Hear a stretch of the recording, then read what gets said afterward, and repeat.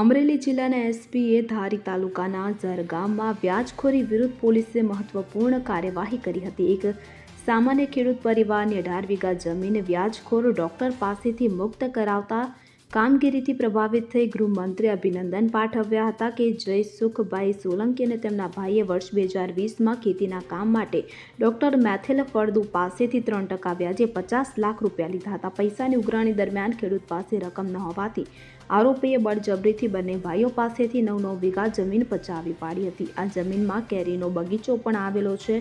ત્યારે પીડિત પરિવારે અમરેલી એસપી સંજય ખરાત સમક્ષ રજૂઆત કરી હતી. એસપીએ તાત્કાલિક અમરેલી સિટી પોલીસ સ્ટેશનમાં ડોક્ટર મેથિલ ફળદુ સામે ગુજરાત નાણાધીર ધારા હેઠળ ગુનો નોંધ્યો હતો. પોલીસની મધ્યસ્થીથી આરોપીએ જમીન ફરિયાદીના નામે પરત કરી હતી. આ સફળ કામગીરી બદલ ગૃહમંત્રીએ એસપી સંજય ખરાતને રૂબરૂ બોલાવીને અભિનંદન આપ્યા હતા. અમરેલી પોલીસે વ્યાજખોરી સામેની ઝુંબેશમાં મહત્વપૂર્ણ કામગીરી કરીને દાખલો બેસાડ્યો છે. ભોગ બનનાર ખેડૂત પરિવારે અમરેલી પોલીસ અને ગુજરાત પોલીસનો આભાર વ્યક્ત કર્યો હતો.